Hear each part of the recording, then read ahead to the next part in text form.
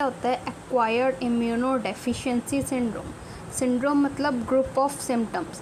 तो ऐसा सिम्टम्स का ग्रुप जो किस चीज़ की वजह से होता है, इम्यून की डेफिशिएंसी की वजह से, और ये एक्वायर्ड है। ठीक है, ये एक कॉन्जेनाइटल डिजीज़ नहीं है, मतलब ये फैलता नहीं है। ये फर्स्ट रिपोर्ट किया गया था 1981 में। पिछले 25 सालों में देखा जाए तो इस डिज़ीज़ से मोर देन 25 मिलियन पर्सन्स मर चुके हैं। ये कॉज्ड होता है एक HIV ह्यूमन इम्यूनो, ये होता है मेरा HIV से कॉज्ड होता है, जो कि क्या है, ह्यूमन इम्यूनो डेफिशिएंसी वायरस, जो कि एक रेट्रो वायरस है जो एनवलप्ड होता है एक RNA जीनोम से। अब ये कैसे फैलता है, ट्रांसमिशन कैसे होता है, ये एक सेक्सुअल कांटेक्ट से फैलता है जो कि एक इन्फेक्टेड पर्सन के साथ किया गया। तो transfusion of contaminated blood and blood products, blood या ब्लड के प्रोडक्ट के ट्रांसफ्यूजन से, एक इंसान है उससे अगर किसी ने ब्लड लिया और वो सस्पेक्टेड है एड्स से तो उसको भी हो जाएगा। शेयरिंग इन्फेक्टेड निडल, किसी इंसान को है और उसने दूसरे इंसान को उसी निडल से अगर इंजेक्ट किया गया तो शेयरिंग इन्फेक्टेड निडल, उससे भी हो सकता है।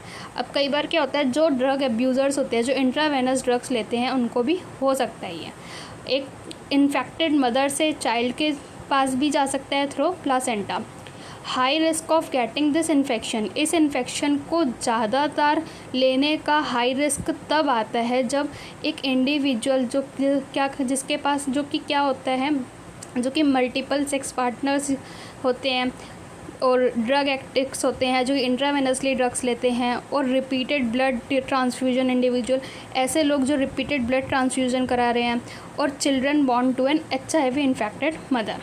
ये एक फ़िज़िकल टच या फिर फिज़िकल कांटेक्ट से नहीं फैलता, ये फैलता है सिर्फ़ और सिर्फ एक ब्लड के फ्लूइड से।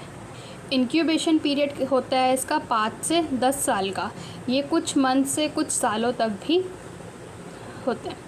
आफ्टर गेटिंग इनटू बॉडी, एक बार अगर इसका वायरस बॉडी में गया तो वायरस क्या करेगा, एंटर कर जाएगा मैक्रोफेज में, जहाँ पे जो RNA जीनोम होंगे उस वायरस के, वो रेप्लिकेट कर देंगे to form a viral DNA, जो कि एंजाइम रिवर ट्रांसक्रिप्टेज की मदद से होगा।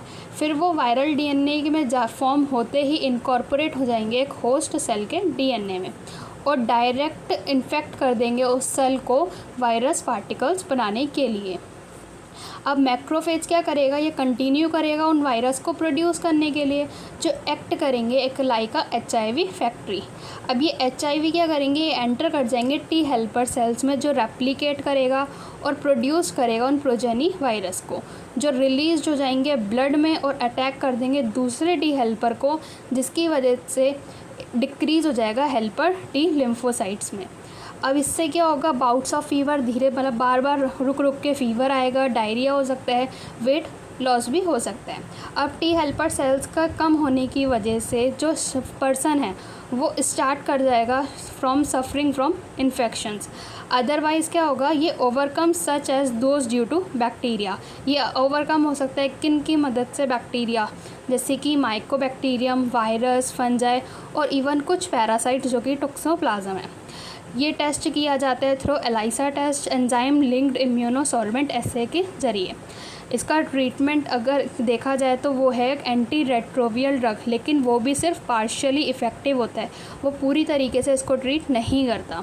अब प्रिकॉशंस देखें अगर इसके कुछ, तो इसका कोई क्योर नहीं है, ये जो है वो स्प्रेड होता है एक कॉन्शियस बिहेवियर पैटर्न की वजह से। अब NCERT में एक लाइन है बहुत अच्छी, डोंट डाई ऑफ इग्नोरेंस, मतलब अज्ञानता से मत मरो। लोगों को पता है लेकिन फिर भी वही मूर्खता करेंगे तो वायरस फैलते हैं।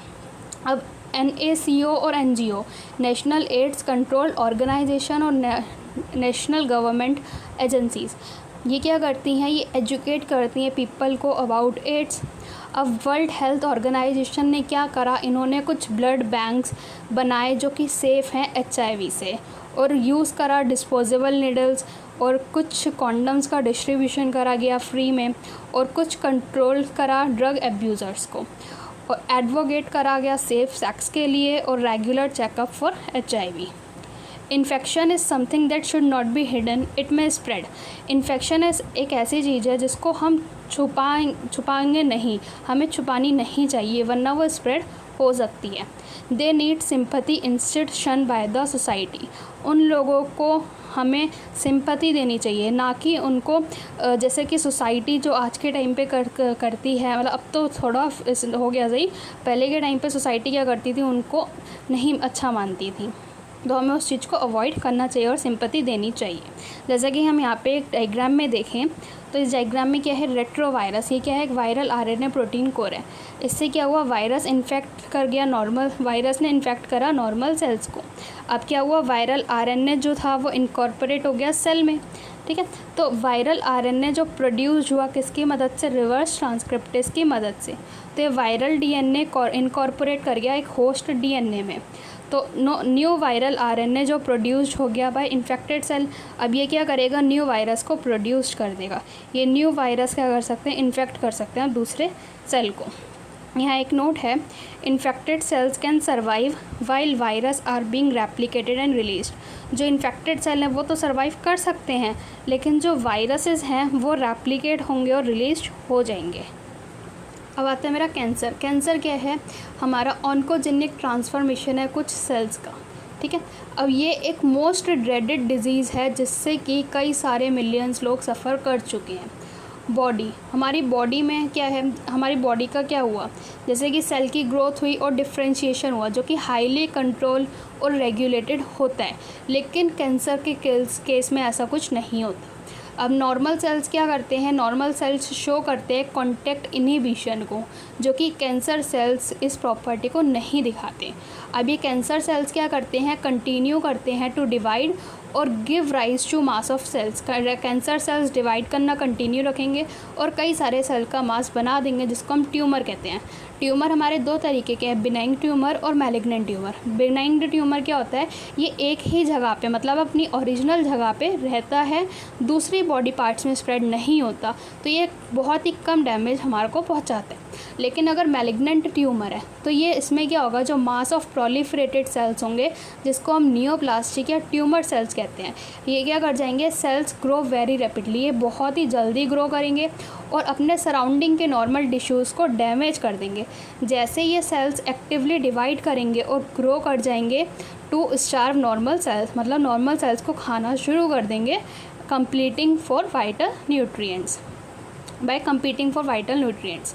अब ये cells slop from some such tumours reach distant site. अब ये सेल्स जो आए इन ट्यूमर्स से, ये अलग अलग साइट के पास पहुंच जाएंगे ब्लड के ज़रिए, और जहाँ पे भी ये पहुँचेंगे वहाँ पे खाना शुरू कर देंगे उन सेल्स को। They started a new tumour there, वहीं पे ये नया ट्यूमर बना देंगे जिसको हम प्रॉपर्टी को कहेंगे मेटास्टेसिस।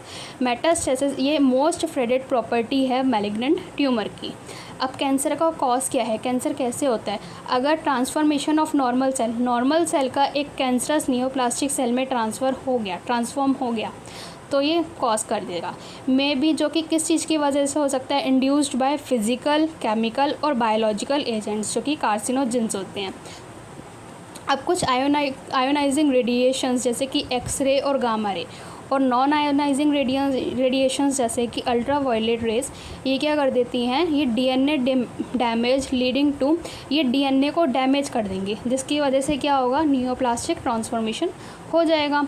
अब कुछ केमिकल कार्सिनोजेंस आते हैं जैसे कि हमारे टबैको में होते हैं, टबैको स्मोक में, ये मेजर कॉज क्या करता है, लंग कैंसर को। अब कैंसर कॉजिंग वायरस जिनको हम ऑन्कोजेनिक वायरस कहते हैं, उनके पास कुछ जीन्स होते हैं जिनको वायरल ऑन्कोजीन्स कहा जाएगा। सेल्यूलर ऑन्कोजेंस जिनको सी ऑन्को भी कहा जाता है या फिर प्रोटो ऑन्कोजेंस भी कहा जाता है, वो लीड करते हैं कैंसर को। अब इसका डिटेक्शन या डायग्नोसिस क्या है, अर्ली डिटेक्शन क्या करता है, ये अलाउ करता है इस डिज़ीज़ को सक्सेसफुली ट्रीट होने में कई केसेस में।